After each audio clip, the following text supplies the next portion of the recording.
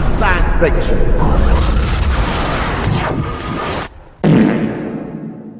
Hello and welcome to this New Year's Eve special. We're going to be talking about and showing 1978 Capricorn One. Now, this film is a personal favourite of mine. Of course, there's plot holes all over it, but it's just an amazing film. I really enjoyed this. Now, I did see this as a kid at the cinemas, and I don't think I appreciated it for what it was because I was a kid, you know. But as an adult, when I got to see this finally, I really did like this film. Now, there is a lot of questions about this film. How could something that small get to Mars? They'd need a much bigger ship. They would be in the desert installation for about 2 years. I don't think they're prepared to hang around that long and stuff like that.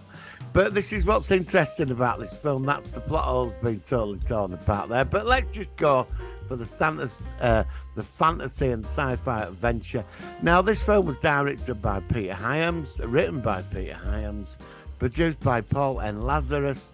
But what tops this is the starring cast in this movie. Elliot Whitter, James Brolin, Brenda Vaccaro, Sam Waterston, O.J. Simpson, Hal Holbrook, David Huddleston, David Doe, and the babe herself, Karen Black, Sally Savalas, who is a complete legend. Now, it's a conspiracy film, basically. For me, this was like, did they land on the moon? This is what, you know, and the only proof we've got is the camera. Of course, they did land on the moon, but, you know, with the conspiracies that are going on. And basically, 3 astronauts, they're meant to be going to Mars, and they don't end up going. And then it's about them surviving because, obviously, they find out that they won't be coming back from Mars. Nothing as simple as what it is. It's all because of some cost-cutting initiative by the government or some piece of equipment that was made cheap that they had to go to this level of conspiracy. But this film is a real runaround. It's quality viewing. I absolutely adored this film. So come with me. Let's watch Capricorn One together. And I will see you after this movie with my thoughts on this film. So enjoy.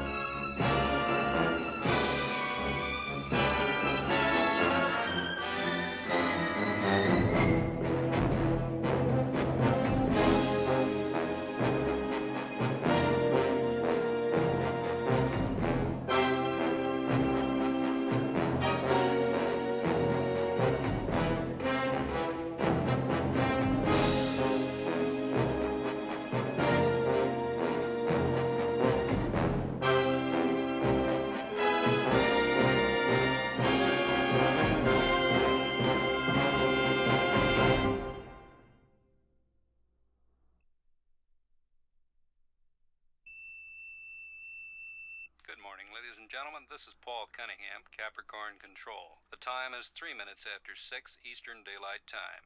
We're coming up on T-minus 32 minutes, 21 seconds. Mark.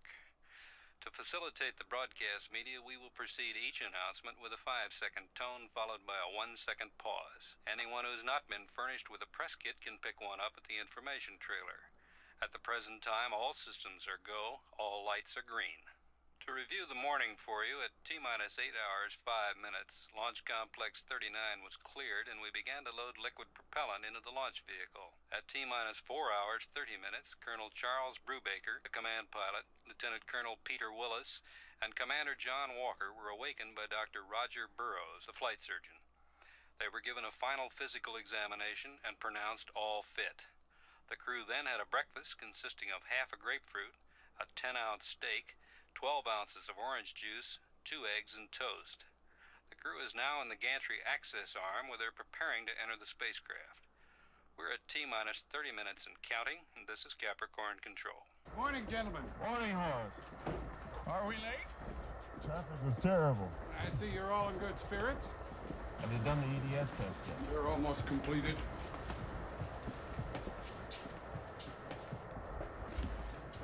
You want us to enter? In a moment. What's up? I'm not very good at things like this. I've known you, especially Colonel Brubaker, for some time. What you're about to do today, I've spent my life. I'd just like you to know that I feel that all I've ever worked for, it has meaning today, and I'm very proud. Proud of the program, proud of what I've been able to contribute in some small way, and proud of you. I'd like for you to take this Bible with you. From me. From all of us. Why, Horace, I don't know what to say. We'll try saying nothing for a change. Horace. Thank you. We'd be honored to take this with us. Well, gentlemen, let's go to Mars. This is Paul Cunningham, Capricorn Control. We're now at T-minus 21 minutes and counting. The wives of the flight crew are here at the gate, and we'll be flown back to Houston following launch. Good morning, Congressman Baker. We've reserved 3 of the best seats for you and for General Enders, right next to the Vice President. Is he here yet? No, sir, he's due any moment. Asshole probably thinks they'll delay the launch for him. Someone should tell him this is not a bridge opening.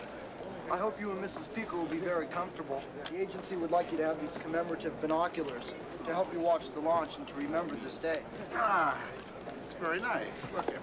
Have a date, Capricorn One emblem in gold. Very nice, Horace. I'm glad you like them. We'll need another pair for my wife. I beg your pardon, sir? Oh, don't make a fuss. That's all right. I said we'll need another pair for my wife. It's really not necessary. Here, Emily, take mine. I really won't need them. I really don't need it. Congressman Peeker, there's only a limited I'm amount. sorry, I didn't quite hear what you said. Would you mind repeating it, please? Oh, there's no problem. I'll get another pair right away. Very thoughtful. This is Capricorn Control. We're at T-minus 15 minutes and still counting. All systems are go. All lights are green. Mission Control has reported the spacecraft is now on full external power. The launch vehicle will transfer to full internal power in T-minus 50 seconds. Both Ascension and Canary tracking stations report clear reception. The prime recovery ship in the event of a terminated flight will be the USS Kitty Hawk, which is located 350 nautical miles south-southeast of Bermuda. This is Capricorn Control.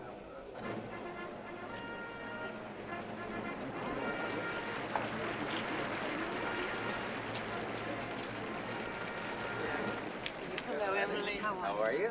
Phyllis? Hello, Hollis. Nice to see you. Glad to see you. Hollis, how are you? Very well, Mr. Vice President. How is the President today? Oh, just fine, thank you, Hollis. And he asked me to personally express his regrets at being unable to attend this launch. However, there were some very pressing matters that needed his attention in Washington. Like getting reelected. Mr. Vice President, I hope you and Mrs. Price will be very comfortable. The agency would like you to have these commemorative binoculars to help you watch the launch and to remember this day. Thank you. Thank you very much. Very nice. What is your name, son? Hughes, sir. Mark Hughes. You learn pretty quick. You'll do all right. Thank you, sir. We're at T-minus 10 minutes and counting. Stage 1 is green. Stage 2 is green. Stage 2 is green. Malfunction detect system on second panel. Roger, MDS on second panel. Capricorn One, we confirm TARS and MDS. You are green on both. You are go for inertial guidance and ohms checks. Roger, Houston. Gentlemen, we're ready to close the hatch.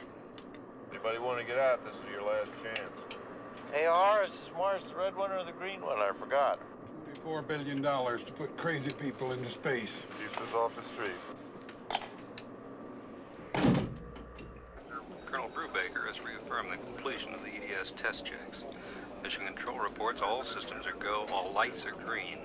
Dr. James Kelloway, director of the Manned Space Program, is in Houston at this moment. He is in full voice contact with the flight crew. Landing module OI shutdown. OI shutdown complete. Capricorn One, you should have full CM internal power. Roger, Houston. We have internal power. Vehicle final status check. Begin status check. TARS 45.2. Roger, Houston. Roger, Capricorn. We copy. Crew, would you and your men please follow me? Jerry, what the hell is this? There's no time to explain. Please follow me. Are you nuts? I said there's no time to explain. This is an emergency. Please follow me. Now!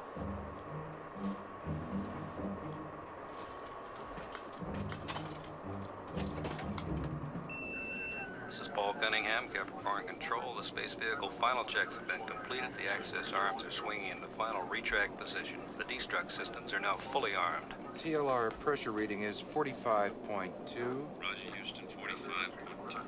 The flight crew has completed the final launch vehicle range safety checks. T-minus 50 seconds, the launch vehicle will be on full internal power. That begins the actual launch sequence. The weather's reported good, scattered clouds at 10,000 feet. All systems are go, all lights are green. We're at T-minus 3 minutes, 6 seconds, mark. The launch officer is given a go to begin the firing command automatic sequence. From now until T-minus 50 seconds, that system is preset. Initial stage thruster check is normal. Roger. We're coming up on T-minus 1 minute, 30 seconds. The final range safety checks are completed. The launch safety officer reports all systems are nominal, and we are go at this time. The launch escape tower is now fully armed. In the event of an abort, the tower will carry the command module away from the launch vehicle and will activate a system of drogue chutes at 10,000 feet. The flight crew reports all guidance and navigation systems are functioning properly. The range safety officer reports all tracking stations are operational. This is Capricorn Control.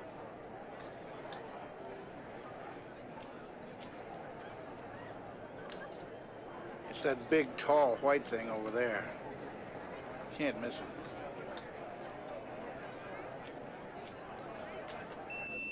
This is Paul Cunningham, Capricorn Control. We're at T-minus 1 minute and still counting. All systems are go, all lights are green. We should have launch vehicle power transfer right about now.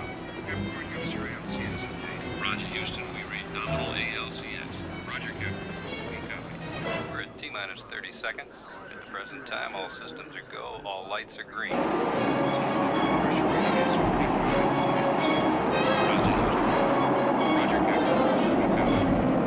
Colonel, we're going to be a little while. You and your men might be more comfortable than these.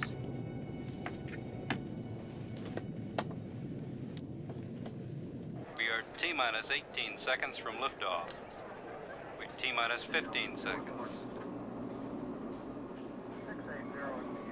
T-minus 10 seconds. 9, 8. We have ignition. 6, 5. We have outboard engines. 3. We have inboard engines. 1, 0. We have a launch commit. We have a liftoff at 35 minutes after the hour. Roger, we are starting yaw. Engine roll program complete. The vehicle is on target, running smoothly. Looking good, Capricorn. We're coming up on T-plus 40 seconds. Staging should be in the next 30 seconds. Outboard cutoff should be in 10 seconds. Obico, Capricorn. Roger, Houston. We have outboard cutoff. Obico at T-plus 2 minutes, 29 seconds. We're go for staging. You are go for staging, Capricorn. Roger, Houston. 5, 4, 3, 2, 1. We read staging. We copy. We have separation. It's confirmed. We have separation at T-plus 2 minutes, 43 seconds. S2 ignition. We have S2. We have second stage ignition, S2 ignition at T-plus 2 minutes, 46 seconds. The vehicle is 47 miles downrange, altitude 43 miles, velocity 6,100 miles per hour. Mr. Vice President, please give my regards to the President. Oh, yes, I'll be very happy to do that, Hollis. I hope that whatever problems he found so important not to be here today, I hope he has considerable success with them. Well, that's really very sporting of you, Hollis. I'm sure the President will be very pleased to learn of your support. The President would get considerable more of my humble support if he would only be a little more helpful with this program here. Now, Hollis, you know the President is most interested in this program. I am most interested in a lot of things, including my wife's bridge game. That is not the same as supporting something. Hollis, there are a number of people who feel that we have problems right here on Earth that merit our attention before we spend billions of dollars on outer space. There are a number of people who feel that there are no more pressing problems in our declining position in world leadership. It was wonderful seeing you again, Hollis. The pleasure was all mine, Mr. Vice President. This is Paul Cunningham, Capricorn Control. We're at T plus 2 hours, 16 minutes into the flight. The spacecraft is now in an elliptical orbit with an apogee of 141 nautical miles and a perigee of 122 nautical miles. Mission Control reports full voice contact with the flight crew. This is Capricorn Control. Welcome, Colonel Brubaker. Could you please come with us? I'm not going anywhere till somebody tells us what the hell's going on. Everything will be explained to you. Bullshit. I want to know right now. Colonel, I know this sounds strange. We are all working for the same thing. We are not your enemy.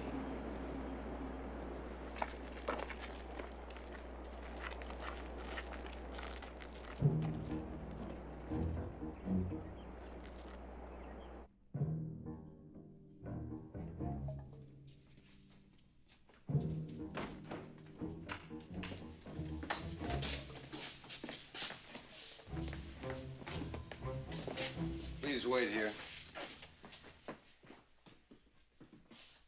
I suppose you're wondering why I called you all here.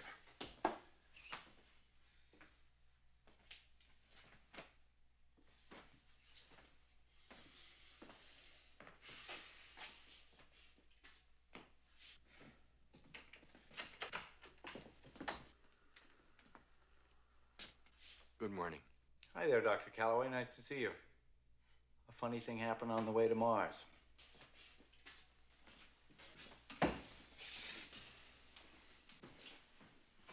Well, why don't you all sit down?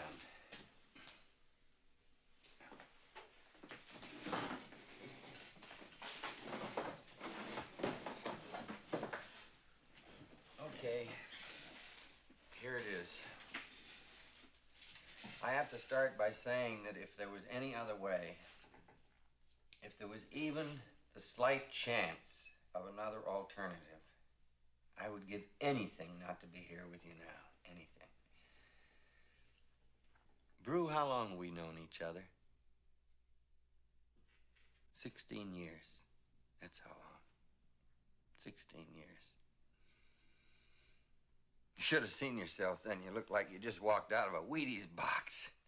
And me, all sweaty palmed and deadly serious. I told everybody about this dream I had of conquering the new frontier, and they all looked at me like I was nuts. You looked at me and said yes. I remember when you told me Kay was pregnant. We went out and got crocked.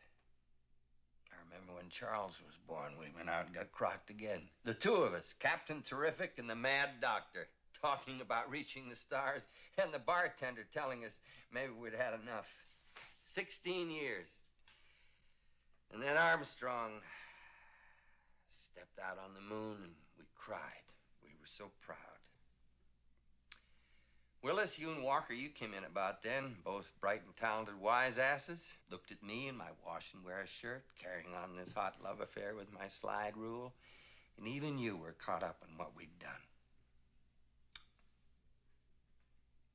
I remember when Glenn made his first orbit in Mercury. They put up television sets in Grand Central Station, and tens of thousands of people missed their trains to watch. You know, when Apollo 17 landed on the moon, people were calling up the networks and bitching because reruns of I Love Lucy were canceled. Reruns, for Christ's sake. I can understand if it was a new Lucy show. I mean, what the hell is a walk on the moon? But reruns. Oh, jeez. And then suddenly everybody started talking about how much everything cost. Was it really worth $20 billion to go to another planet? What about cancer? What about the slums? How much does it cost? How much does any dream cost, for Christ's sake? Since when is there an accountant for ideas? You know who was at the launch today? Not the president, the vice president, that's who. The vice president and his plump wife. President was busy. He's not busy. He's just a little bit scared. He sat there 2 months ago and put his feet up on Woodrow Wilson's desk. And he said, Jim, make it good. Congress is on my back. They're looking for a reason to cancel the program. We can't afford another screw-up. Make it good. You have my every good wish. His every good wish. I got his sanctimonious vice president. That's what I got. And so there we are. After all those hopes and all that dreaming, he sits there with those flags behind his chair and tells me we can't afford a screw-up. And guess what? We had a screw-up. A first-class, bona fide, made-in-America screw-up. The good people from Con-Amalgamate delivered a life support system cheap enough so they could make a profit on the deal. Works out fine for everybody. Con-Amalgamate makes money. We have our life support system. Everything's peachy. Except they made a little bit too much profit. We found out 2 months ago it won't work. You guys would all be dead in 3 weeks. It's as simple as that. So all I have to do is report that and scrub the mission. Congress has its excuse. The president still has his desk, and we have no more program. What's 16 years? Your actual drop in the bucket. All right, that's the end of the speech. Now we're getting to what they call the moment of truth. Come with me. I want to show you something.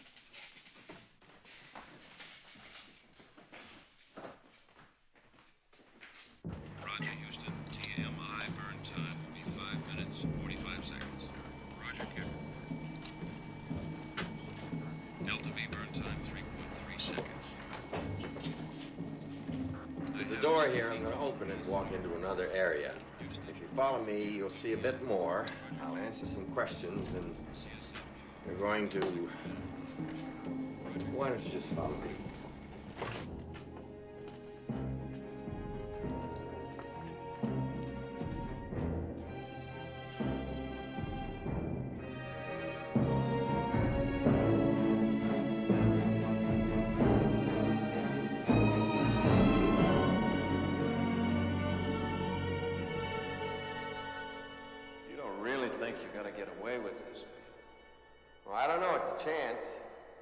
Not a very good one, but it's a chance. Who knows about this? Almost nobody. Houston is monitoring the actual flight. All the telemetry is coming from the command module. So are your voices and the medical data. We recorded everything from the practice simulations. They don't know. All we need from you is the actual television transmissions during the flight and the Mars landing. That's all. Just the television transmissions. That's all. Just the television transmissions. We inserted a change in the onboard computer so the spacecraft will land 200 miles off target when it returns to Earth. You'll be flown to an island near that point. From there, you'll be transferred to a helicopter. The helicopter will fly you to the space capsule, and you'll be put inside. It'll take the recovery forces a minimum of an hour and a half to reach the splashdown site. By then, you will be inside the capsule. When the prime recovery carrier arrives, they'll find you inside the capsule and take you out of the spacecraft. You thought of everything. I don't know. I hope so. Of course, you're sure we'll go along, right? No, I'm not. What if we say no? I don't know. Don't say no. When does Alan Funt come running in and tell us we're all on candid camera? Jesus, you think I like this? You think I really believe I'm standing here in this craziness telling you about patching and tape recordings and telemetry and an island 200 miles from the target zone? I don't know what the hell I'm doing either. I just care so goddamn much. I think it's worth it. I'm not even sure of that. I just think it. I think I'm gonna throw up. Well, that'll solve everything. What's this all gonna solve? It'll keep something alive that shouldn't die. Before you all begin to moralize, you take a look around. You look at what we've done and how much more we can do. You look at what we've meant to this country. Nobody gives a crap about anything anymore. People close their garages and triple lock their doors, they hide under the beds. They're even afraid to turn on their television sets for fear of what they might find out in the evening news. There's nothing more to believe in. Now, you want to blow this whole thing wide open? God knows what it might do to everybody. I'm sorry. I'm so goddamn sorry. I just don't know what else to do. I'm hanging on by my fingernails, just like everybody else. Go on. You want to be the ones who give everyone another reason to give up, go on. This is really wonderful. But we go along with you and lie our asses off in the world of truth and ideals as protected. But we don't want to take part in some giant rip-off of yours, and somehow or other we're managing to ruin the country. You're pretty good, Jim. I'll give you that. No. You're twisting my words. Don't sell yourself short. Don't sell the program short. Don't oversell it. I'm not so sure that canceling a flight or cutting off appropriations means America folds up. It's not as simple as that, and you know it. I don't know it. If the only way to keep something alive is to become everything I hate, I don't know if it's worth keeping it alive. Please, Brew. Don't talk like that. What the hell's the matter with you? Please, Brew, don't talk like that. I don't think this is right. All the rest is bullshit. You have to help. What do you mean I have to? You have to help. Well, what if I don't? Please. Don't put me in a corner. You're crazy. You know that? You know that? You're crazy. You've got us in the middle of this nut house and you don't want to be put in a corner? Your families. What about our families? Please, you have to help. What about our families? You have to help. Oh, shit, this thing is out of my hands. You think it's all a couple of loony scientists. It's not. It's bigger. There are people out there, forces out there, who have a lot to lose. They're grown-ups. It's gotten too big. It's in the hands of grown-ups. What about our families? They're flying back from the Cape to Houston. They're all together on the plane. No, you're not serious. Brew, don't make me. You son of a bitch, tell me! They're on the plane together, goddammit! You want it in writing? There's a device. It's on the plane, too. There's some people, if I don't give them the all-clear signal, they'll explode it. Don't you understand? It doesn't have to be like this. You have to help. It's gotten out of control. It's too big. You wouldn't. Tell me you wouldn't.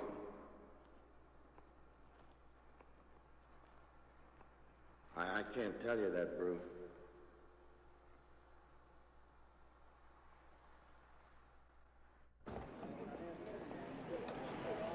This coffee is horrible. It's not that bad. It is. It's that bad.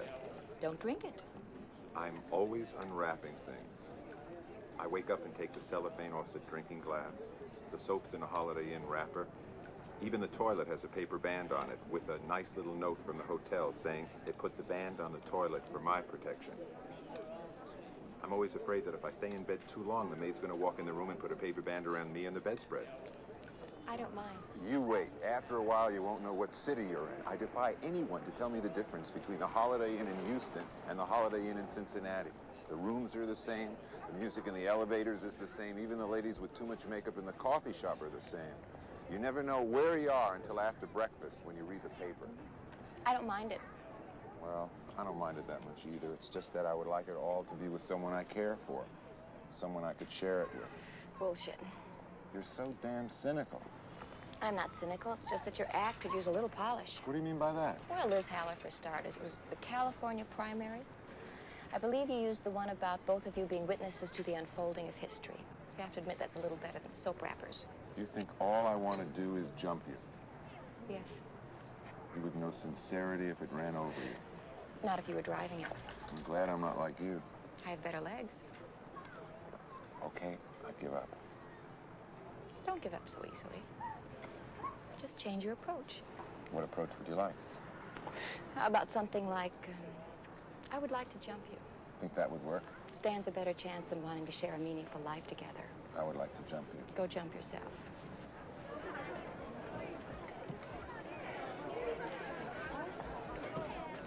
Hello. I'm sorry that you have to wait outside the house all day like this. There's not much that I can say except that I'm very excited and proud.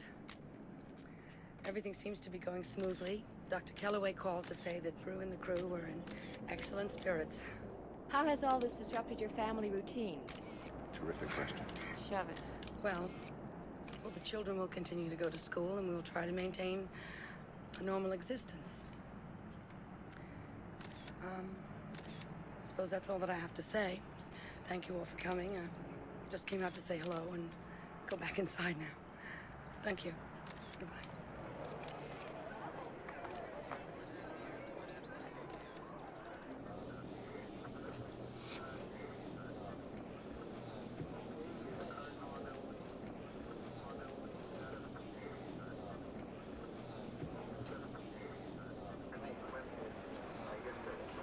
Dr. Bergen.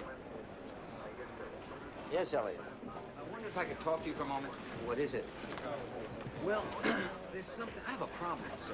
Oh, are you feeling all right? Oh, yes, sir. It's the readout. What about the readout? Well, I just can't figure something out. Well, perhaps I can be of some help. I hope so. See, I ran a check on the transmission on my own, on the signals. On your own? Yes, sir. I like your dedication. The readout. The television signals are coming in ahead of the spacecraft signals. It's like they're closer or something, much closer. No, that's not possible. There must be some malfunction in your equipment. Well, I don't think so, Dr. Bergen. You see, I double-checked that console. Which console are you on? 36, sir. Well, that's the answer. We've been having some problems with the circuitry on 36. We've had trouble with it before. I'll make sure it's repaired, and thank you for bringing the problem to my attention. You show initiative. I like that.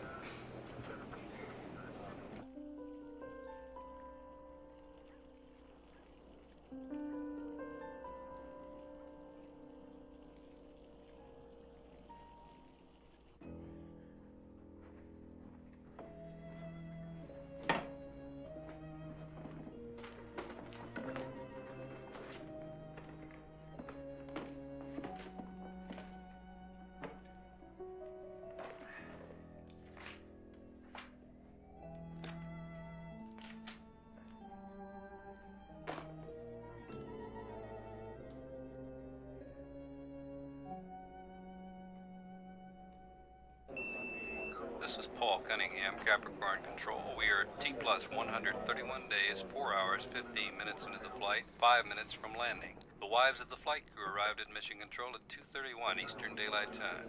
In just a few minutes, we should be receiving a signal from the spacecraft. It's important to know that it takes 21 minutes for the signal from Mars to reach Earth. We have no way of communicating with Capricorn One, and what we will see actually happened 21 minutes ago. This is Capricorn Control. We're getting something now. We are changing to a secondary frequency.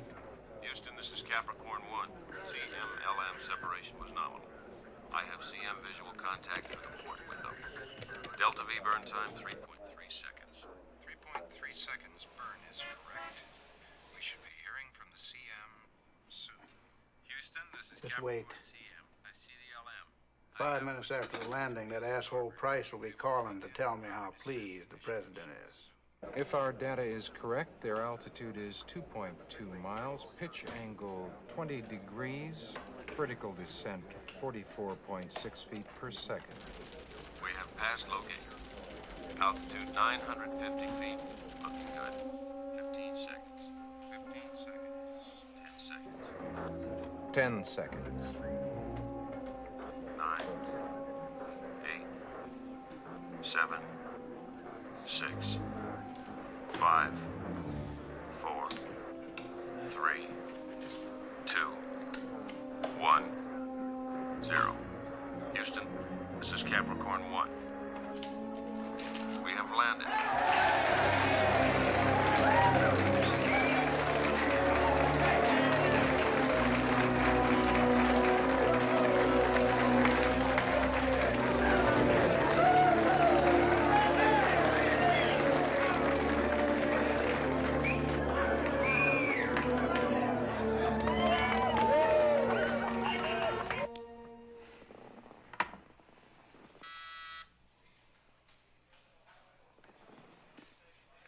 Yes? Vice President Price on the line. Hello? Hello, Mr. Vice President. Yes, it's wonderful, isn't it? Proud moment for all Americans. You can tell the president that's very gracious of him. I appreciate it, I really do. Thank you. And my very best to your lovely wife. Yes. Goodbye. Asshole. Dr.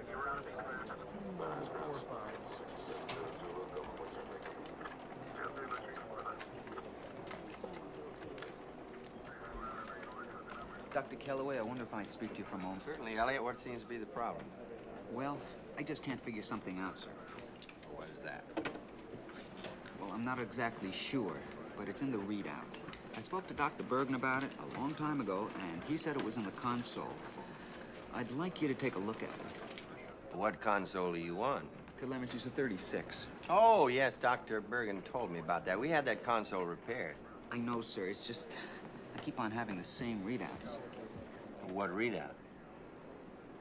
Well, sir, I ran a program on my own just to check something, and the readout's different. You ran your own program? Yes, sir. And, I don't think it's the console. Well, we'll have it shut down, and I'll see that it's serviced. Thank you, Elliot, for bringing the matter to my attention. You're welcome, sir.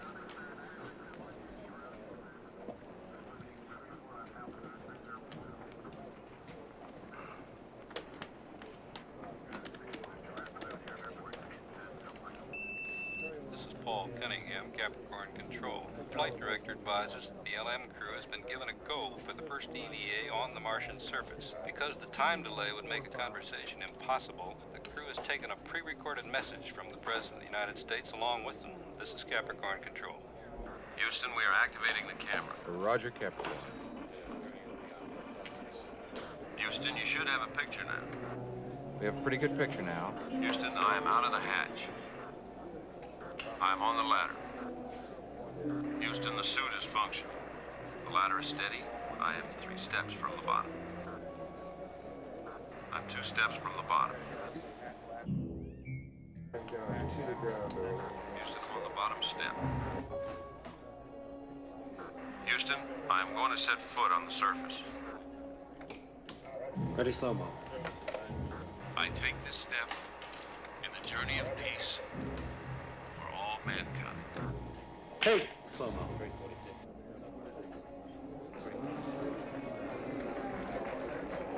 Houston, I am on the surface. Roger, Capricorn. We copy. I'm starting to walk now. Houston, the surface is solid.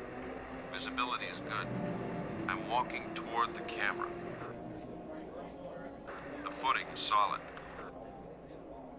The surface seems powdery. I'm picking up the camera now. I have the camera. The picture will get shaky for a while. The footing is good. Houston, I am setting the camera down now. The rocks seem very porous. Houston, I am outside the hatch. Houston, I am on the ladder. Ready, slow-mo. Houston, I'm stepping onto the surface. Take slow-mo.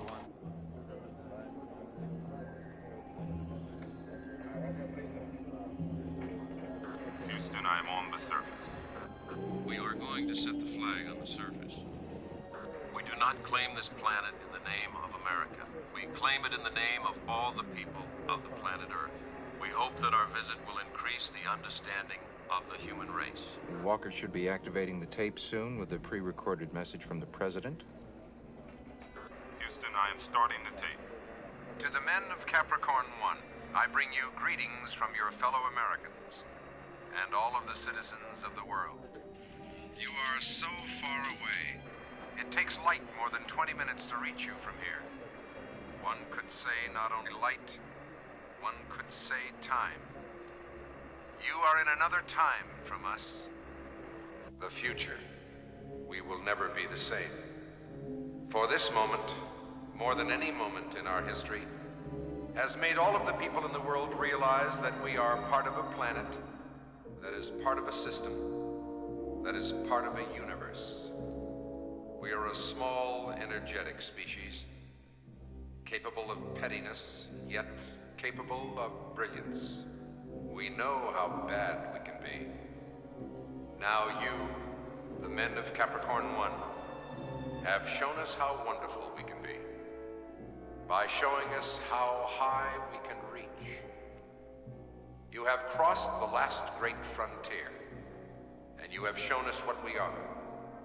People of different colors and religions and ideologies, however, a single people. You are the basic truth in us. You are the reality. We will never let you down, and we will always be grateful.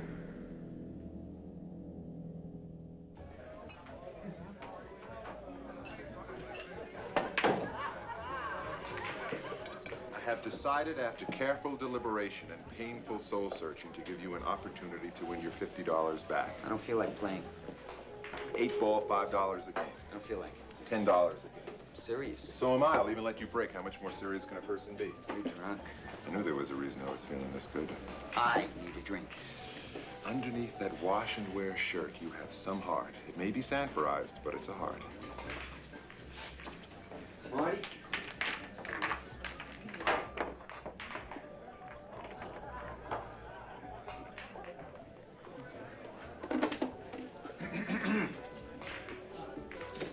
You said I break. I must have been drunk.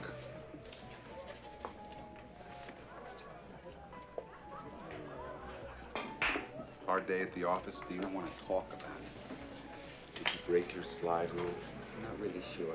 I ran a check on my own on the transmission signals. The numbers came up screwy, so I told Dr. Bergen about it. It was like he was pissed at me for running a check. He said it must be a console malfunctioning, so I told Dr. Kelloway about it. He said the same thing.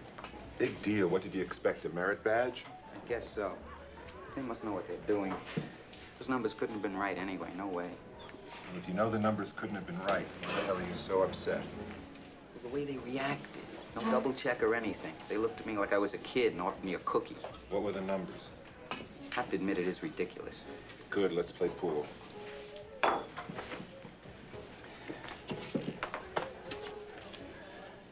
Those signals couldn't have come from 300 miles. Which signals? The television transmissions. I think I just sobered up. Would you tell me what you just told me again?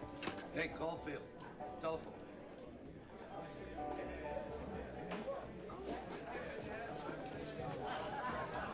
Hello. Yes, this is Caulfield. What? I'm sorry. You'll have to speak more clearly. I think we have a bad connection or something. I can't hear you. Who? I don't understand what you want. Look, if you call the assignment desk, they'll be glad to send someone over to cover that for you. Yes, ask for the assignment desk. Assignment, that's right. You're welcome.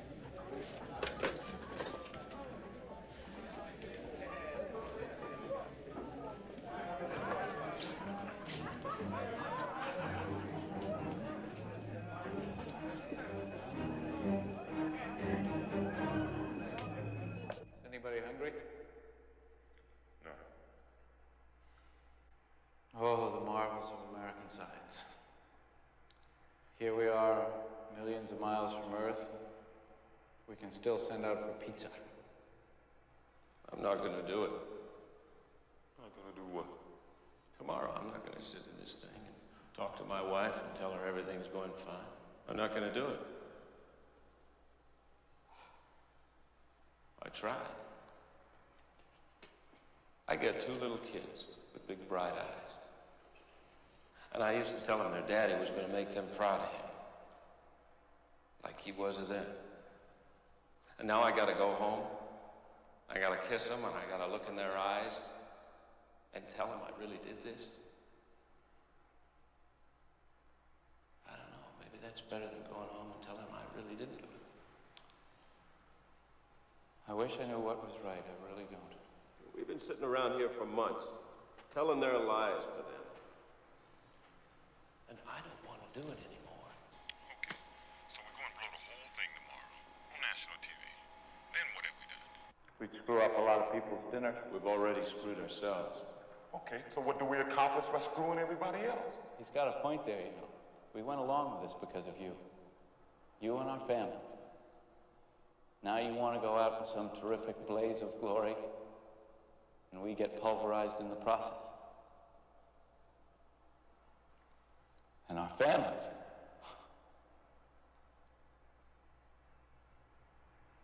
What about our families? I know.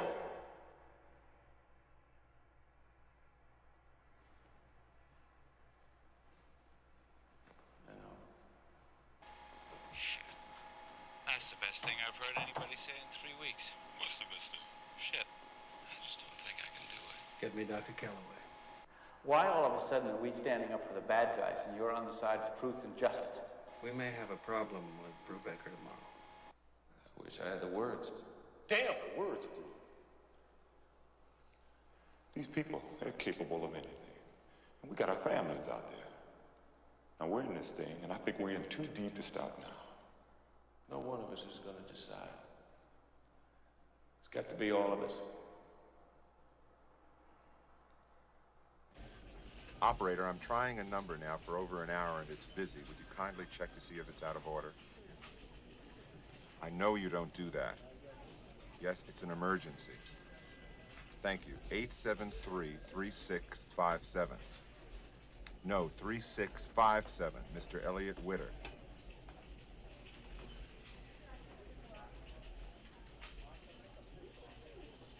Out of order? Thank you very much, Operator. This is Paul Cunningham, Capricorn Control. We're at T plus 223 days, 6 hours, 32 minutes. All systems are go, all lights are green. We're awaiting the start of the final television transmissions from the command module on its return to Earth. This transmission is specifically a conversation between the crew and their wives. This is the first time the crew has been close enough to Earth to make normal conversation feasible. This is Capricorn Control. Capricorn One, this is Houston. Capricorn One, this is Houston. Roger, Houston. This is Capricorn One. Houston, do you have a picture? Roger, Capricorn. We have a picture. We have 3 anxious ladies here who would like to talk to you. Roger, Houston. We sure like to talk to them. Okay, go ahead, but keep it short. Remember, this is long distance. Jack? Jack, it's Betty. Hey, Betty. How are you? You look fine. Thank you. You know, we can't see you up here, but you sure sound terrific. I miss you. So do the kids. Thank you. I miss them too, more than you all know. Peter? It's Sharon. Told you never to call me here. Are you feeling well? Feeling very well. How's Sandy? She's got the part of Wendy in her school play. They're doing Peter Pan. That's terrific. You sound so close. It's hard to believe you really are that far away in space. It's hard for me to believe it, too. Bru? Hello, Kate. We're all so proud of you. Can you hear me, Bru? Yes? I'm not sure, Brubaker. Keep watching. Bru, I have a surprise for you. What? I said I have a surprise for you. What is it? Charles wrote a composition in school, and he won an award. May I read it to you? Bru, can you hear me? Yes, please read it to me. It doesn't look good. Do you want me to cut the transmission? Not until I tell you. My Father, by Charles Brubaker, Jr. My father is far away from me now. He is flying to Mars. I miss him very much. I always miss him when he goes away. I'm not sad, though. I used to be sad when he went away. One day he told me something. He said that people can't live only for themselves. He said that he was trying to do something that would be good for everybody. I know that is what he is doing now. He is doing something for everybody to give them a better life. That means he is doing something for me, too. So even though he is far away, he is thinking about me and I am with him. That is why I'm not sad. That is why I'm so proud of my dad. And I love him so much. Kate? What is it? There's something I want to say. Bru? What is it? I know this hasn't been easy for you and the kids. I want you to know I love you. Tell Charles. Thanks for the composition, please. I will. When I get back, I'm gonna take him to Yosemite again. Like last summer. I will. And I want you to know that I love you. Very much. Time's up, gentlemen. Roger. The next time we see you, you'll be on the way home. Roger. Well done, Capricorn.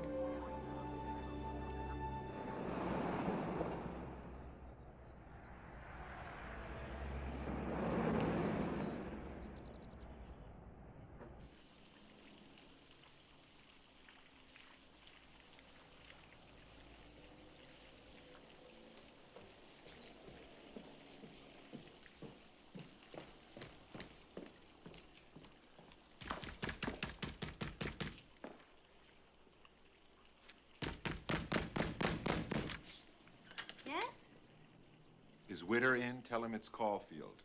Who? Whitter, Elliot Whitter. There's no one here by that name. You must have the wrong apartment. Well, this is apartment 228, isn't it? Yeah. Oh, you probably have the wrong building. You know, they all sort of look alike. Yeah, that's right. This is 4311 Claridge, isn't it? Yeah, it is. Elliot Whitter lives at 4311 Claridge in apartment 228. Is this a joke? Look, I've been here a million times. Elliot's a friend of mine, and he lives in this apartment. Look, Mr. Whoever you are, I'm cleaning an oven. It's my oven. It's in my kitchen, in my apartment.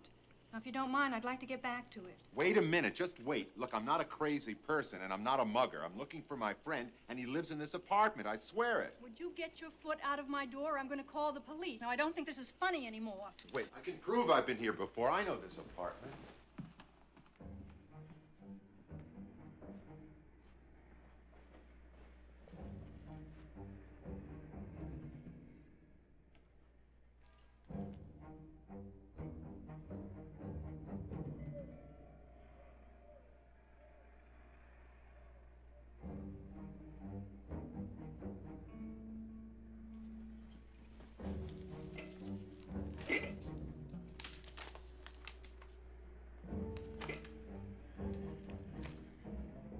Will you get out of here, or do I have to call the police?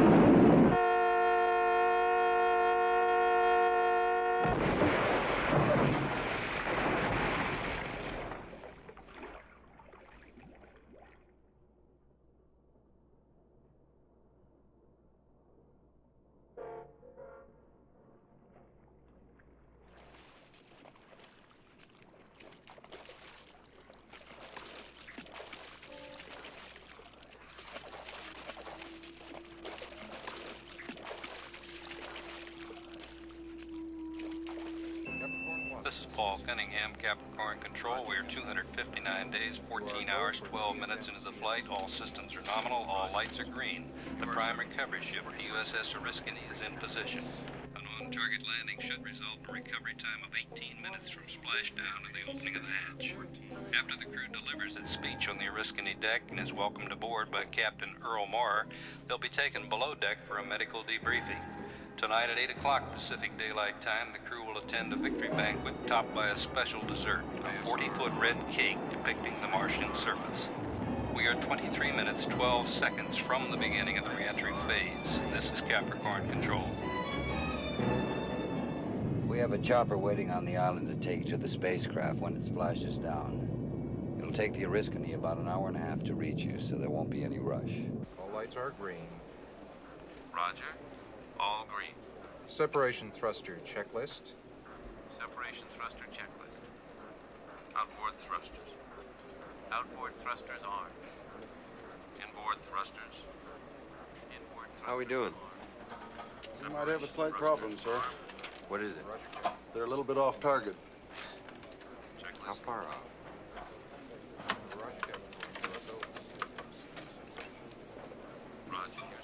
As much as 200 miles. That far? It could take up to an hour and a half for the recovery forces to reach them. Roger. Keep me posted. Yes, sir. 6, 5, 4, 3, 2. Capricorn One, this is Houston. Capricorn One, we show red on the heat shield. Do you copy? Capricorn One, this is Houston. We show red on the heat shield. Do you read? Capricorn One, this is Houston. Capricorn One, this is Houston. We show red on the heat shield. Do you copy? Capricorn One, this is Houston. Capricorn One, we show red on the heat shield. Do you copy? Capricorn One, Dr. this Kelloway? is Houston. Capricorn One, this is Houston. Do you read? Capricorn One, this is Houston. Capricorn One, we show red on the heat shield. Do you copy? Capricorn One, this is Houston. Capricorn One, this is Houston. Capricorn 1, this is Houston. Capricorn 1, this is Houston. Capricorn, we show a red light on the heat shield. Do you copy? Capricorn One, this is Houston. This is Paul Cunningham, Capricorn Control. We are advised that there appears to be a malfunction. We do not know what the problem is. We will keep you advised. This is Capricorn Control. Charles, take Sandy and go inside. Charles, go inside now. Charles, I said right now. Do you copy?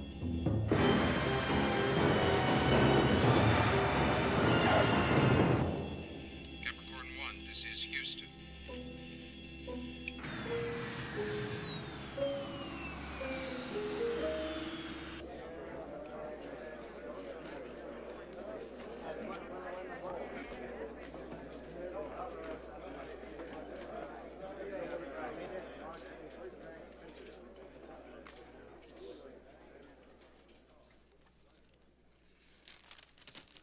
Ladies and gentlemen, I have a brief statement, and then I will answer your questions. It must have been re-entry. Something went wrong during re-entry. Why haven't they told us anything? They don't want us to know what went wrong. What went wrong? Where the hell is Kelloway? Where the hell are we? At T plus 259 days, 15 hours, 11 minutes in the flight of Capricorn 1, which is 2 minutes, 18 seconds after interface, the heat shield warning light on the mission control monitoring panel turned red. We are dead. What? We're dead. Shit, I was such a terrific guy. We tried to establish radio contact with the spacecraft, and we were unsuccessful. It landed off course. Why haven't they said anything to us? And if it never landed, either the heat shield separated or the chutes never opened. Either way, we are dead.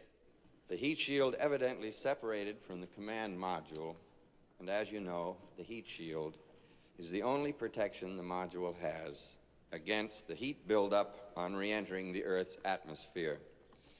The spacecraft disintegrated within 12 seconds after the loss of the heat shield. Right now, Kelloway is making a speech about what brave, wonderful guys we were. I cannot adequately describe how we feel. These men were an integral part of a family here in the program. Anybody ever sees us again and the whole thing falls apart. Simple as that. They can't afford to have us around. That is the end of my statement. Have you spoken to the families? Yes. I don't know how we have a lot of choice in this matter. I say we get the hell out of here. Anybody disagree?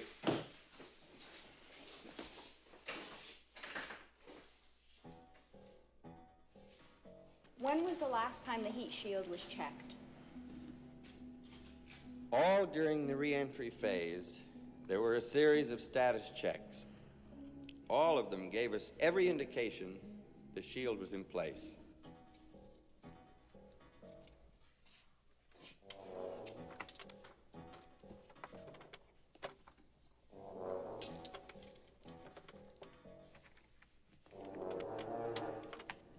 No, I have not spoken to the President yet, but I'm sure I will very soon.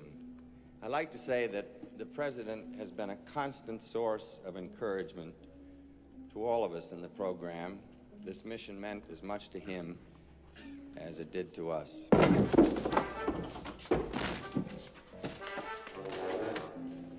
You think this will end the manned space program? I don't know.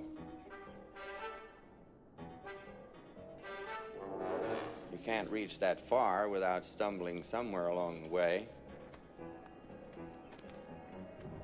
That doesn't mean that your goal isn't worthwhile. So many people have given so much. In 1967, we had the Apollo 1 fire.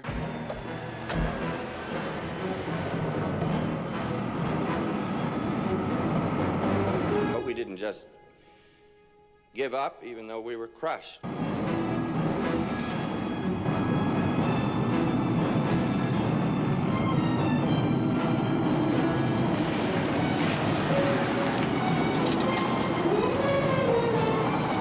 We went on as they would have wanted us to.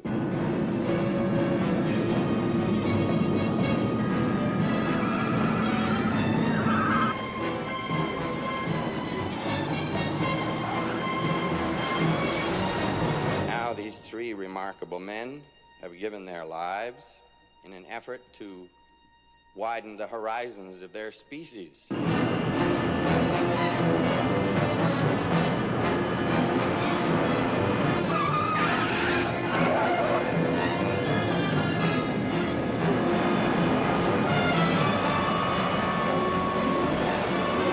died striving for a goal.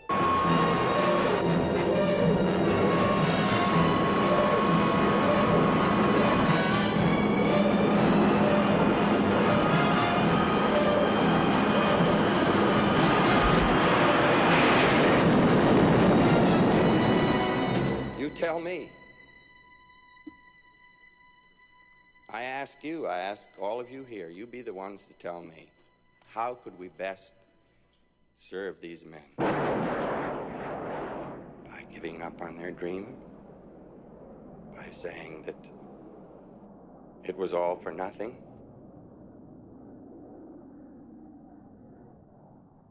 You give me the answer. That was the left gear we lost. See if you can retract the other one. Have you any idea where we are? No. Which direction are we headed? West. Once we hit the coast, we'll go north. All we've got to do is get to any city, any place there are people. A newspaper, a television station, any place we can show up and be seen, then it's over. I'm not sure it's exactly over. Our families, our kids, they think we're dead. I wonder. When we show up, when everybody finds out, I wonder if they'll be happy. Maybe it'd be better for them if we were dead.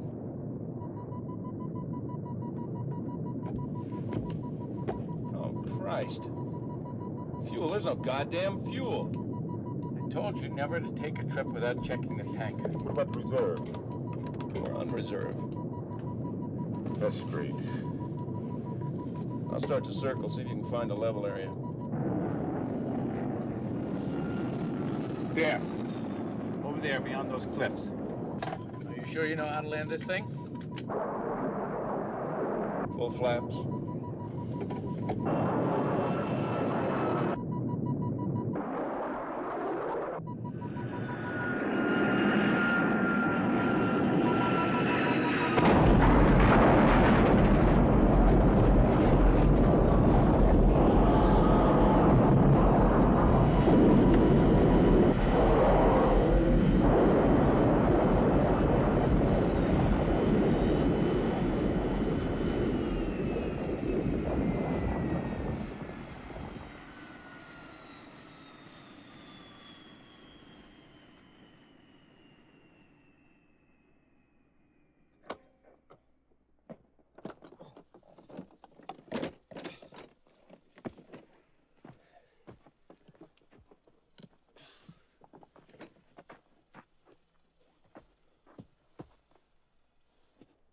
I think we're on Mars.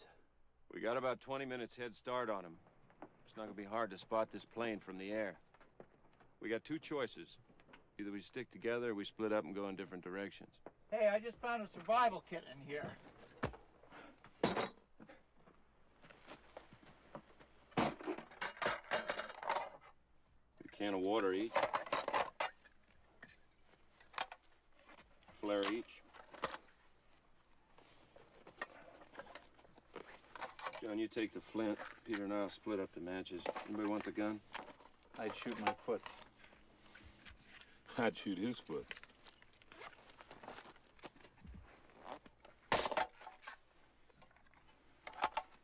You take the knife. Remember, if any of us gets caught, or he can't make it, shoot off a flare, so the others will know. I'll continue west. John, you go north. Peter, you go south. We came from the east, so we know that's the wrong way. There's not a lot of time.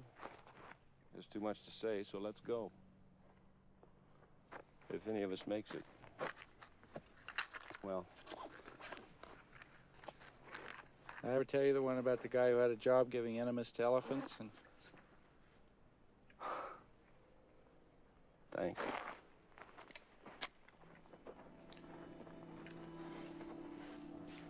You ever hear it? You can tell me about it when we get home.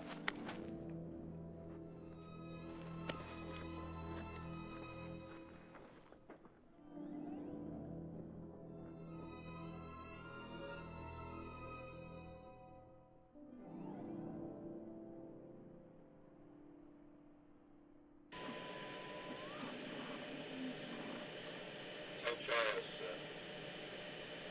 thank you for the conversation.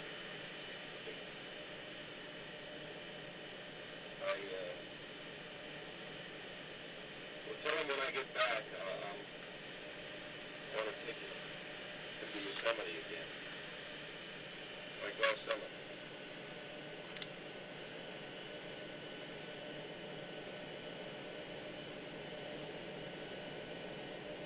I will. Right there. Run it again.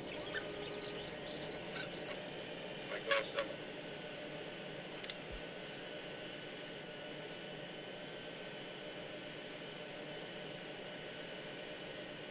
I will. Look, sir. Look, sir. Mr. Knox, sir. Let's do tricks with bricks and blocks, sir. Let's do tricks with chicks and clocks, sir. Blocks. Look, blocks. Right. There are the blocks, and those are the... Clocks. Right. First, I'll make a quick trick brick stack. Then I'll make a quick trick block stack. You can make a quick trick chick stack. You can make a quick trick clock stack. Chicks. And? Clocks.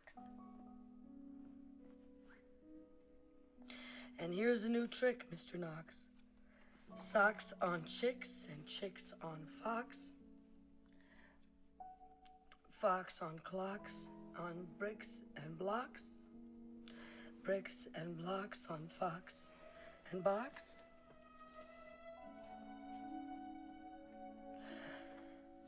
Now we come to ticks and talks, sir. Try to say this, Mr. Knox, sir. Clocks. Clocks on fixed tick.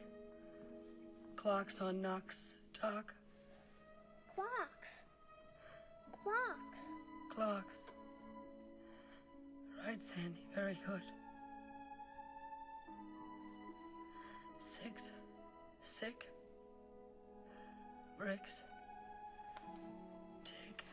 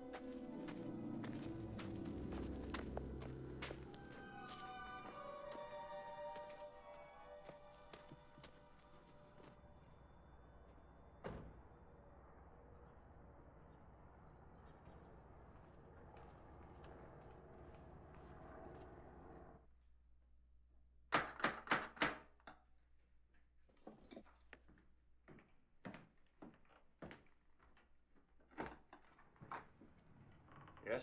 I'd like to see Mrs. Brubaker. My name is Caulfield. Miss Brubaker isn't seeing anyone at the moment. I telephoned this morning. I believe I'm expected. What was that name again? Caulfield, Robert Caulfield. Oh, yes. Miss Brubaker is expecting you. She's out on the patio. It's right through there. Thank you.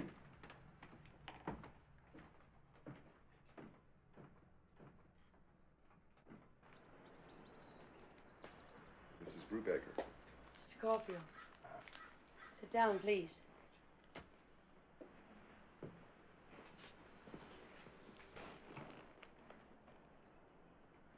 Mrs. Brubaker, first of all, I'd like to say I'm really sorry. Everyone is I so... know, and I appreciate it. Please don't be too uncomfortable with me. I don't know that I could put up with that right now. I understand that you think you're interrupting me, and you are, but I welcome the interruption. You called and said it was something important. What is it? Mrs. Brubaker, it may not be important to you. I'm looking for something that may be important to me. It's personal. You're a reporter, aren't you? Yes, as I told you, I'm not looking for an interview. I would like to ask you a few questions about the last time you spoke with your husband after the landing. What about it? Well, this may sound strange, Mrs. Brubaker. Please don't be upset with me. Just before the conversation ended, Colonel Brubaker said to you something about going on a vacation, and your reaction was, it was like you didn't understand what he was saying. Why would you want to know about that? As I told you, it's something personal. It's personal to me, too. Please, I'm not trying to embarrass you or anyone else.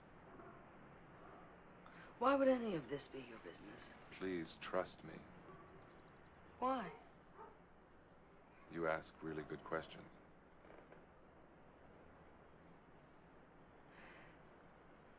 Well, it's all so silly. It wasn't anything that dramatic. Brew just forgot something, that's all.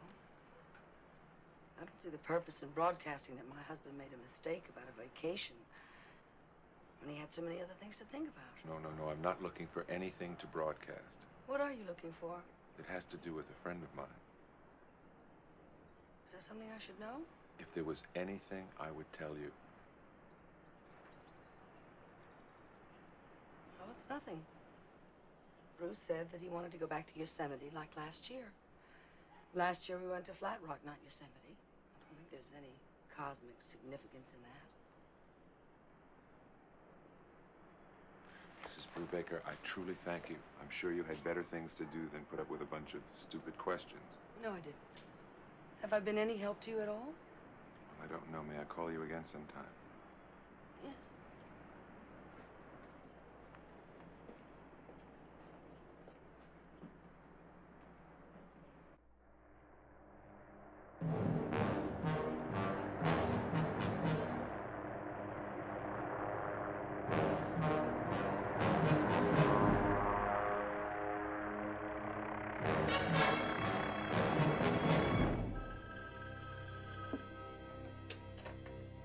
Yes.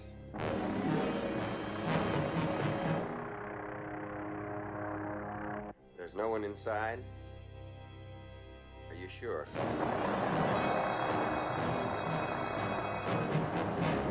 Get more personnel. They can't go too far on foot.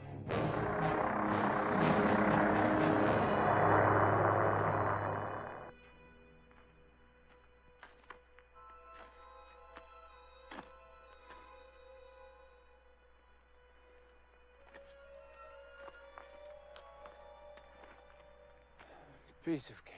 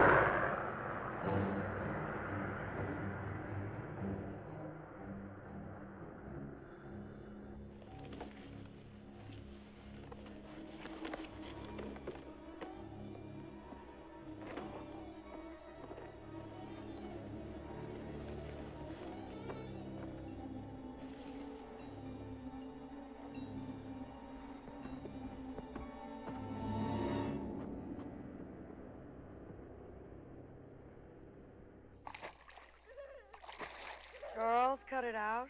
You know you're bothering her. I know you're bothering her, and she knows you're bothering her. If you want to stay in the pool, cut it out.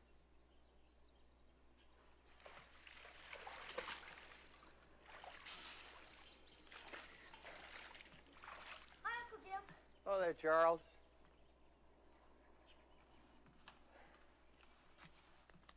Hello, Kay. Jim? You look just fine. Thank you. Can I offer you something to drink? No, thank you. How are the children? Fine. Charles is strong. He's very much to himself, but he's strong. Sandy doesn't know. There's going to be a memorial service on Tuesday, right here in Houston. The president will be here. He's going to speak.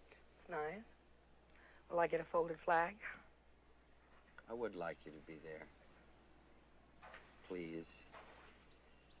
I know how difficult everything is for you just now. I feel like Jack the Ripper even asking you. It's just that it would be good for everyone if you could go with me to the service. It's a horrible way to die. Oh, absolutely not. When the heat shield separated, it was over in less than 5 seconds. I know that sounds grisly. You just have to know that he never suffered. He died doing what he wanted to do. Something he felt was important enough to die for. I know. I don't think it was important enough for him to die for.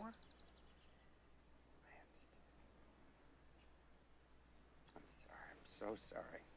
I have no right to intrude on you like this. I'll call you tomorrow.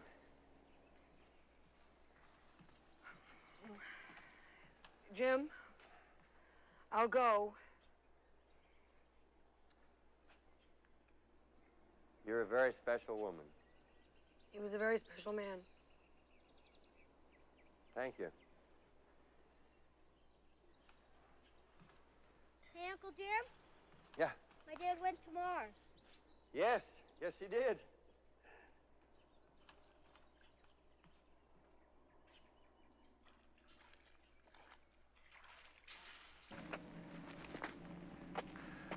I'm dehydrated. Dehydrated.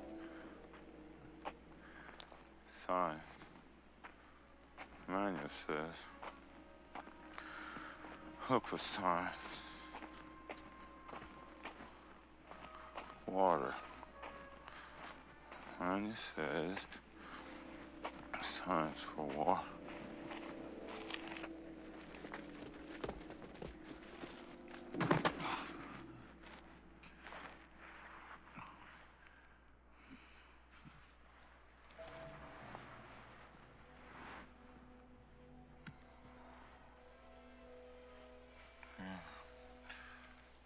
Dry riverbed. Signs. Bending river. Lower side. Bending river.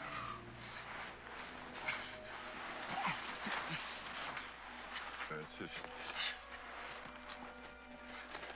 water. River bend at the bottom.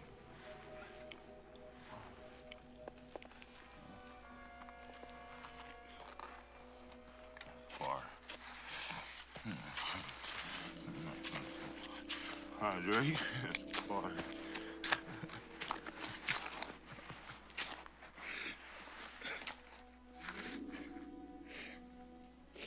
Elizabeth, there's no water. There's no water. I don't want to die.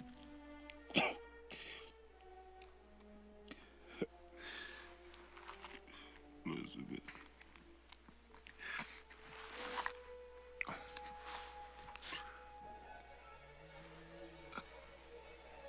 Birds. Elizabeth. Birds. To get the birds.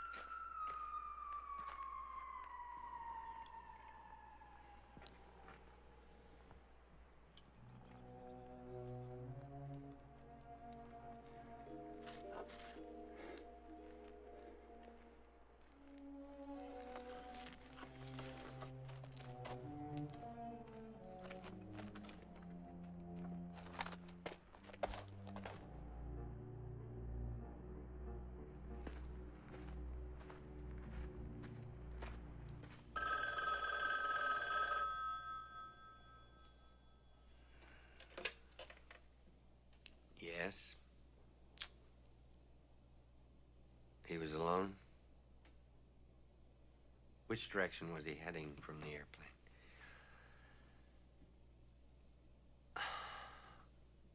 Look south and west only. Call everybody off, north and east. The other two are south and west. Hello again. Hello again. Can I offer you something to drink? Yes, thank you. What would you like? Some scotch straight, please. You haven't found what you're looking for. You're embarrassed about bothering me again. However, there were 1 or 2 questions more you'd like to ask me. It's something personal, and you won't bother me anymore. I haven't found what I'm looking for. I feel embarrassed about bothering you again. However, there are 1 or 2 more questions I'd like to ask you. Something personal, and I won't bother you anymore. You're up to something. You want my help, and you won't tell me what it is. Why? You're a very smart lady, you know that. Yes? I drink too much. I get in trouble a lot because I talk too much. Sometimes I have an imagination that's a bit too vivid. Something's wrong, and I don't know what it is. Believe me, I would never do anything to harm you or your husband. I swear I wouldn't. What are you after? I'm taking a terrible risk telling you this. You may throw me out of here, and I do not want to be thrown out. I don't think your husband is the kind of man who makes mistakes, no matter how far away he may be. I think he was trying to tell you something. What? What did you do at Flat Rock?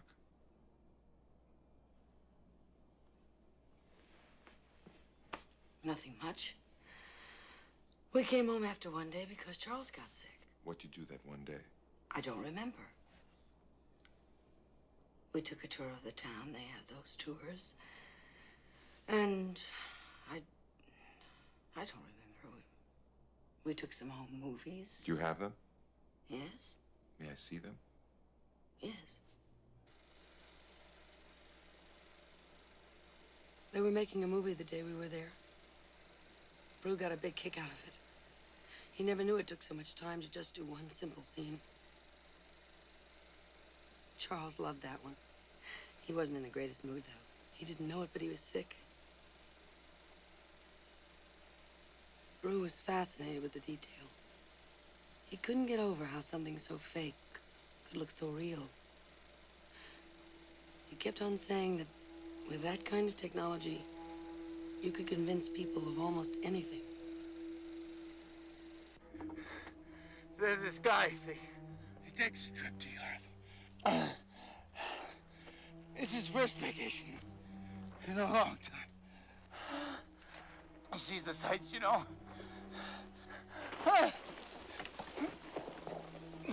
He has a real good time. Anyway, after a while, he decides to call home. He gets his brother on the phone, and the guy says to his brother, "How's everything at home?" And his brother says,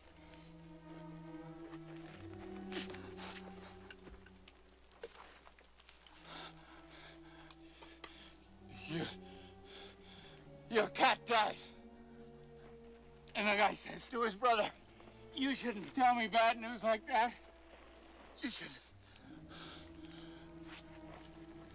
break it to me gently. You know, like, you should say something like,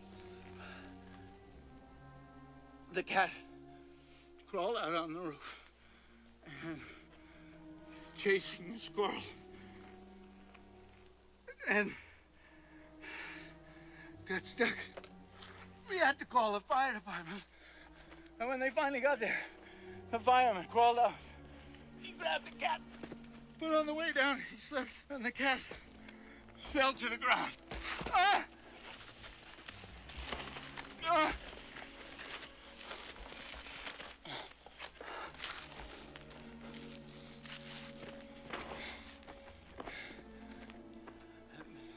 They had to take the cat to the vet.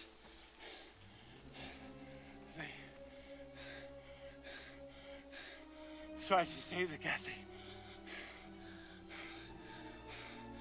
even operated on the cat. But it was too late.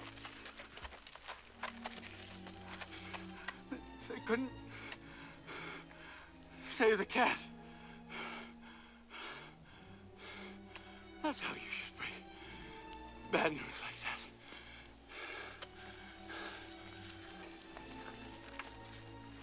So the guy says to his brother,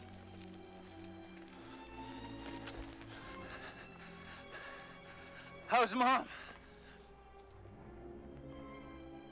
And the brother says...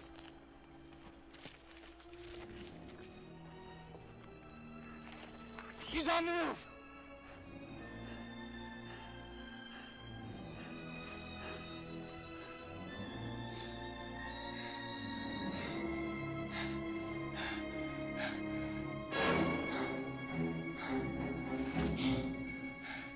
Got it. She's on the roof.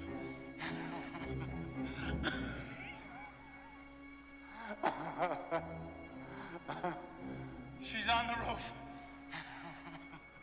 Got it.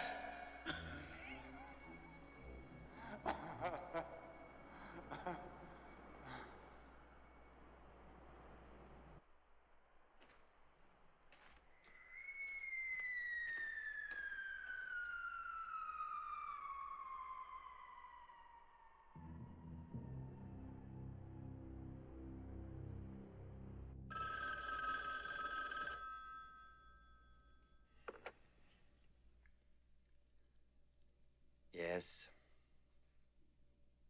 Which one? What direction was he going? Brubaker is going west. Put everybody west.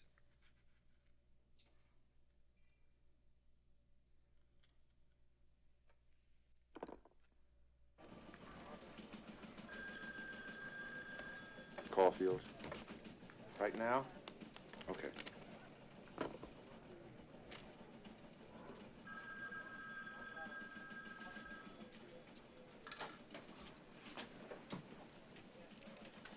How nice of you to join us here. Listen, I think I got something. You need a dermatologist? Don't tell me, I'll get it.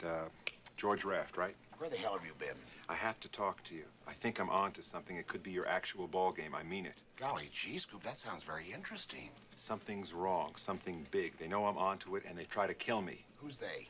I can't tell you. Why not? You wouldn't believe me. You don't think so? Okay, listen to me. I got a tip from a friend, a good friend. Then he disappeared. He disappeared?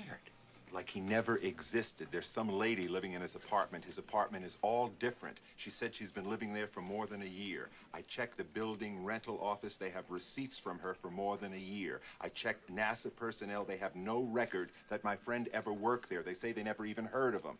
So this friend of yours who works at NASA gives you a tip and then he disappears. And it turns out that he never lived in his apartment. He never worked at NASA. And this is the guy that gave you the tip on your cosmic scoop, and you think I won't believe you? My car. Someone tampered with my car. The one you decided to go swimming with? They did something to it. I couldn't stop it. Can you prove that? The police said, they said that nothing was wrong. And you think I won't believe you? Somebody took a shot at me. When? Yesterday. Thank God I've got an alibi. I'm telling you the truth. Listen to me. And listen good. I don't like you, Caulfield. You're ambitious. You think the way to get ahead is to come up with the scoop of the century. Woodward and Bernstein were good reporters. That's how they did it. Not by telling me they've located Patty Hearst 3 times like you did. Or that brilliant piece of investigative journalism you pulled off by finding an eyewitness to the second gunman in the Kennedy assassination. The small fact that the man had been in a mental institution at the time never deterred you, not Scoop Caulfield. Well, most reporters are like me. They are plotters. They spend a lot of their time checking little things, like facts. They cover mundane stories like wars and trials and hearings. You never seem to have enough time in your busy schedule to stoop so low as to cover a story. You occupy your time with tips from people who never existed, driving your car into water and then claiming it wasn't your fault, getting shot at by unseen gunmen. Now, I really hate to interrupt your meteoric career with something so plebeian as a legitimate story. However, a trainload of propane gas had the bad taste to derail near Galveston, and there's a whole town that just might blow up. So it would be just really peachy of you if you would join your film crew that's waiting for you on the plane at this very moment while we speak. That was some speech. I thought so. I cannot go to Galveston right now. I don't think I heard you. Look, When a reporter tells his assignment editor that he thinks he may be onto something that could be really big, the assignment editor's supposed to say, you got 48 hours, kids, and you better come up with something good, or it's going to be your neck. That's what he's supposed to say. I saw it in a movie. Get your ass on that plane. I can't. I have to follow this. And you can't tell me what this earth-shattering story is? It sounds too crazy. If I told you, I'd be in more trouble. You're not crazy. I'm crazy. I'm crazy for listening, and I'm crazy for saying what I'm about to say. I'll give you 24 hours to come up with something, not 48. I saw the movie, too. It was 24.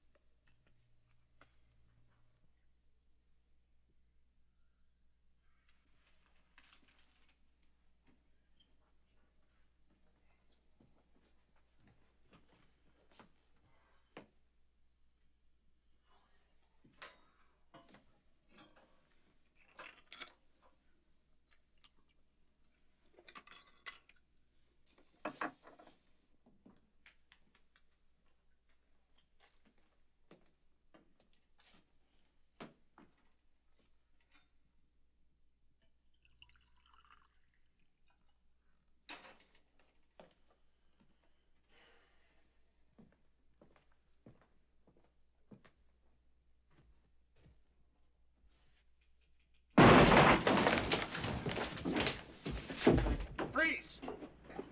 I'm not moving an inch. Robert Caulfield? Yeah, who the hell are you? Federal agents. We have a warrant to search your apartment. You have a warrant? What for? Just don't move.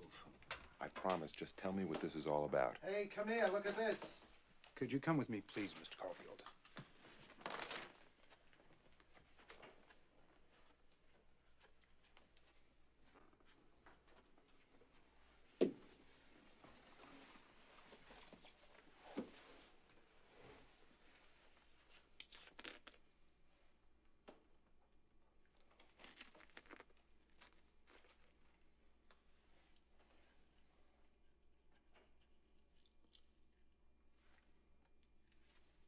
Mr. Caulfield, I'm sorry.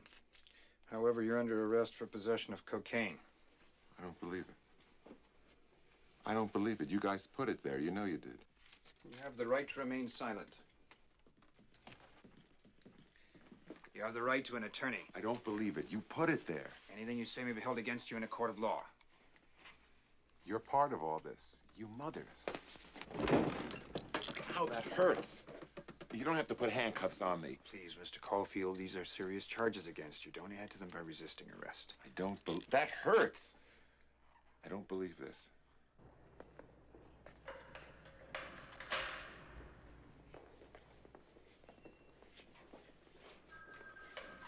Well, hello there, Caulfield. So nice to see you. It's at this point that Alan Hill says to Richard Conte. Jimmy Stewart. Oh, yeah, Jimmy Stewart, thank you. Look, Scoop, I can't keep bailing you out of trouble. The front office is on my neck. I don't know how much longer I can keep them off, right? Right. Wrong. I got you out of there so as not to embarrass the network. I mean, you are a schmuck. I can't trust you to cover a fire. You'd probably fall down and get burned. You probably would be the cause of it. A company car. You're fired. Oh, I love how that sounds. I love that so much, I'm going to say it again. You're fired. You're through. Oh, I love it. It's not what it looks like, really. Frankly, Scarlett, I don't give a damn. You see, I told you. You tell me about the lonely plight of a dedicated journalist, I tell you to stuff it. You tell me about a meaningful relationship, I tell you to stuff it. You tell me you're in trouble, you're out on bail, you just got fired, I tell you I'll be right over. My head hurts. You look awful. Thank you very much. You're quite welcome. Did you find out what I asked? 1 o'clock in the morning, I get a call from an unemployed junkie to find out all of the military installations in a 300-mile radius around Houston, Texas. You certainly have a way with words. Did you find out? Yes, and it wasn't easy. It took exhaustive research. Well, I'm proud of you. How many? 1. White Bluff. It's a SAC base. My father used to be stationed there. That's exhaustive research. At 1 o'clock in the morning, you call your father. That's exhaustive. White Bluff, that's too big. Too big for what? Too big for what I want. What do you want? I'm thinking of enlisting. They'll never take you. That's why I'm thinking of enlisting. You're on a story, aren't you? I was fired. You're on a story, and I'm helping you. This can't be happening. I really appreciate that. The only reason I'm doing it, considering your track record, whatever story you're on will turn out to be garbage. You shouldn't mince words.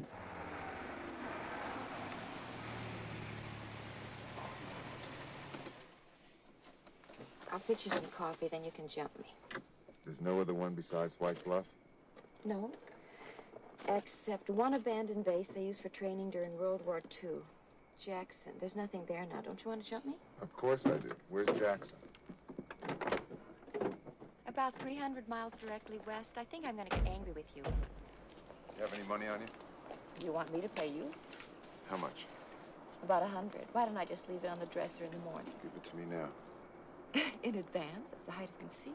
Please, and your car keys.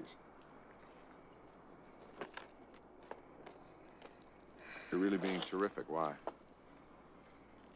You're not obnoxious when you're helpless. Thank you very much. You're quite welcome. Also, Liz Haller said you were super. Well, when I get back, we'll jump each other. Maybe. I'll get arrested again.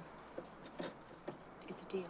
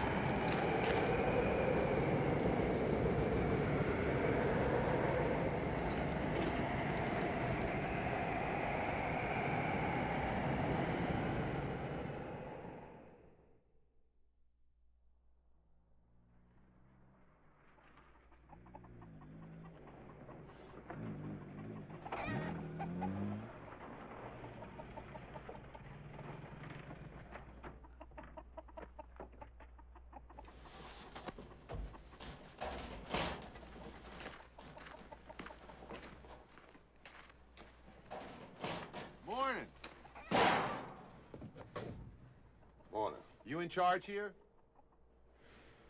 See that sign there? Yes. Well, read it. I did. Out loud. A&A Crop Dusting Service. You want to know who I am? I bet you're one of the A's. But which one? I bet you can't answer that question, smart ass. First one. Wrong. Can I have one more guess? You got it. The second one. Wrong. I'm both of them. A&A. My name is Al Bain. Now, I got a son. You know, the other A was for him. But he don't like to fly. He became a lawyer. I think he's a pervert, so I took the A away from him. You want to speak to somebody in charge? You're speaking to both of them. My name is Caulfield. Hey, I can't help that. Mr. Albane, how much do you charge to dust the field? $25. I'd like to hire your plane. That'd be $100.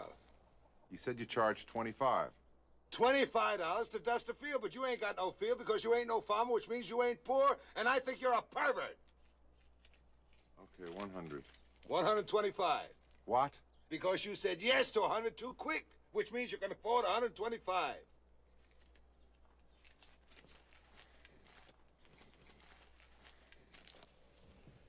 And where do you want to go, smartass? I'm not sure. I'm looking for someone who's lost. Your money.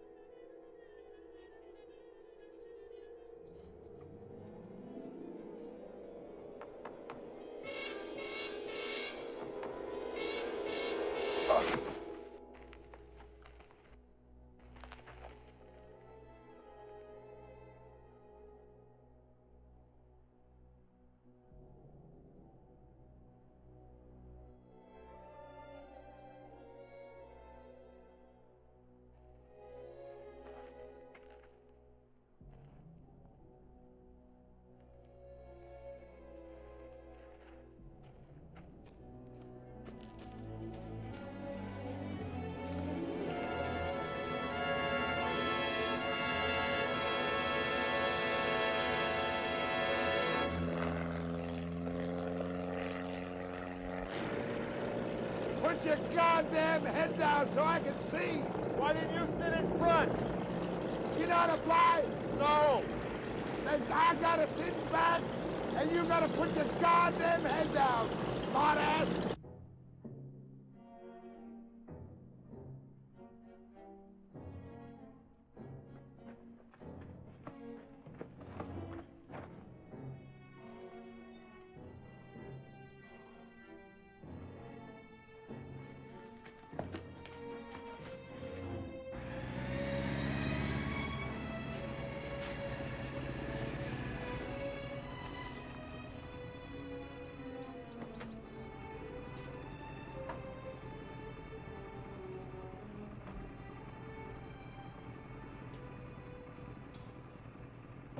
What the hell is your friend doing out here? He's lost. He robbed a bank or something? No. Well, I get a third. What? We find him, I get a third of the loot. Now keep your goddamn head down.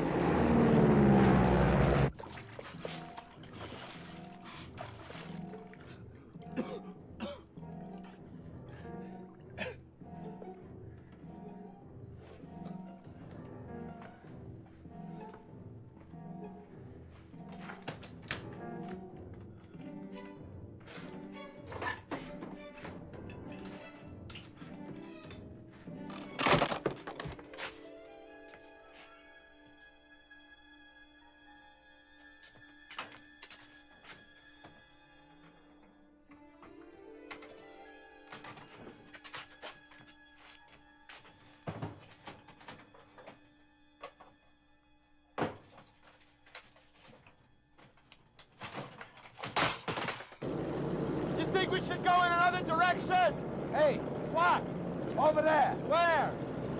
Helicopters. I seen them fly around here last couple of days. Let's follow them. I would if I could see him.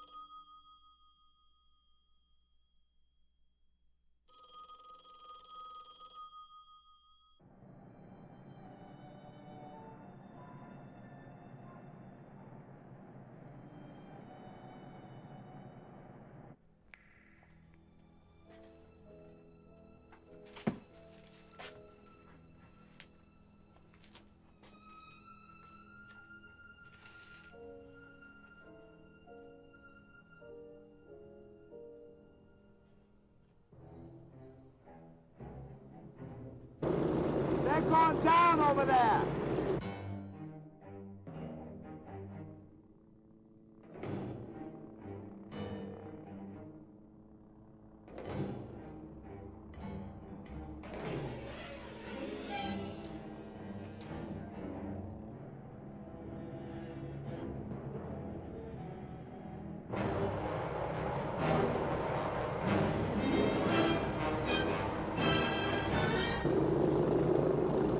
He must be in there.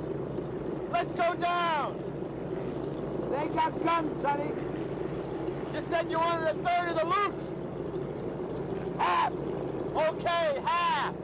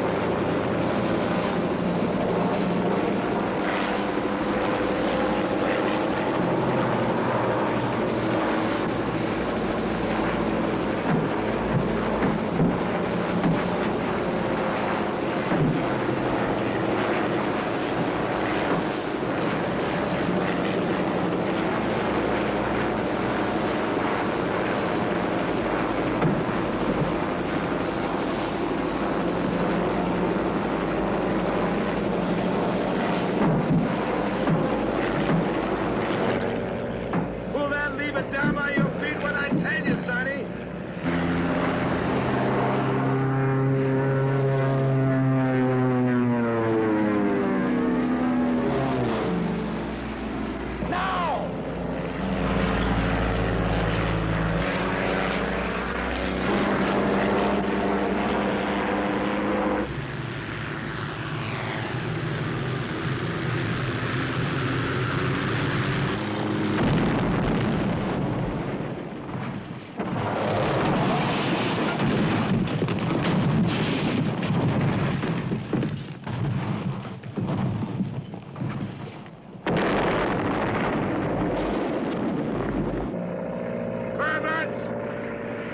Remember, I get half.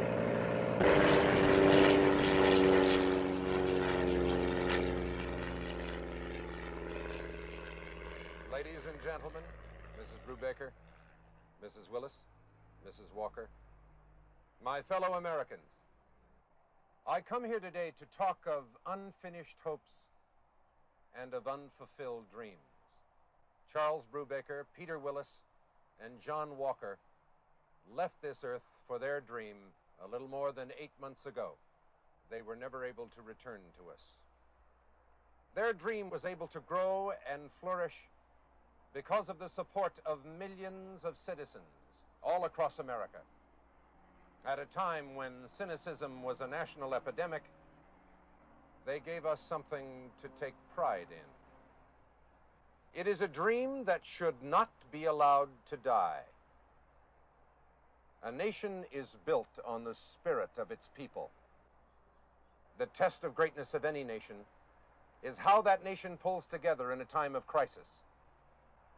The only limits on what we can achieve are the limits we place on our hopes.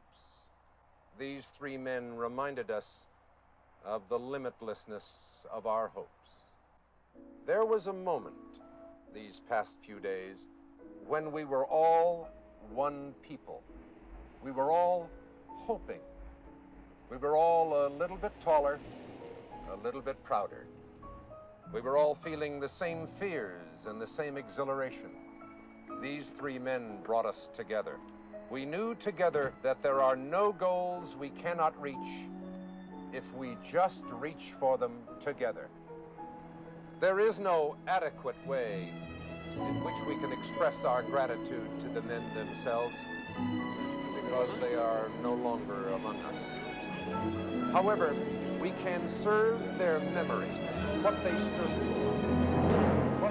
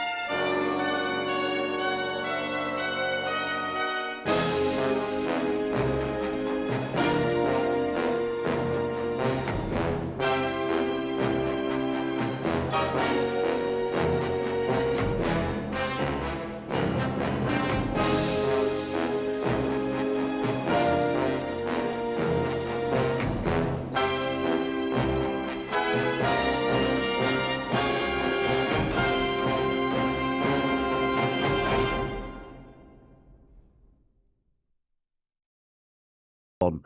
What an amazing film. I just watched this myself. Sat through it. Really want to know your thoughts. You're rooting for the heroes all the way through this film, and the intensity of it, and the old conspiracy, and the helicopters of the secret agent people they're quite cold, and they're going to kill him, the three astronauts. But when he sees his wife at the end, at his funeral, and he's there, the guy from NASA, the creepy guy who's the villain behind all this, who's involved in the cover-up, it's just mind-blowing, because you just, all the way, James Brolin is excellent in this film. Telly Savalas is just, and Elliot Gould just made this film. Now, when I've been looking, I did look into the reception of the film, and I came across this.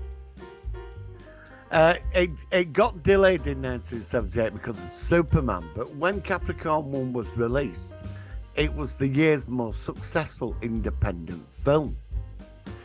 And Peter Hyams was in the cinema, and this is what he said. He said audiences just stood up and cheered at one point in the film. It wasn't because it was such a great movie.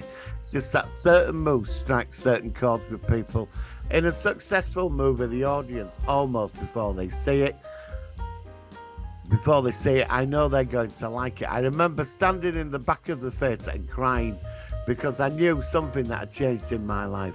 Sitting on the film cans outside the screening room, I felt my cheeks were wet with tears. A bright man, David Picker, the studio executive, came over to me and said, "You're going to have a lot of new best friends tomorrow. You better know how to handle it." And I just think that sums up this film totally. Capricorn One is a beautiful film. I've seen it numerous times, but I don't mind watching it because you're rooting for the three heroes, you know. So this is it for this week's Movie Zone episode. I will be back next week with something else. I was going to do this film a couple of weeks ago, but I thought I'd wait till New Year to get it out. I thought if people are staying in tonight, you know, I do recommend you watch this film. Well, I'm going out tonight, so it's New Year's Eve. First time I've been out in a while. So it should be fun. I'd like to wish you all a happy new year. I'd like to thank all my subscribers and for people sticking with the channel. I'd like to thank Coulfield, who I do the podcast with. I'd like to thank Trek Fan for watching my stuff. And I wish you all a happy new year. And let's just hope next year's better. So I will see you next week. And I'm going to say live long and prosper.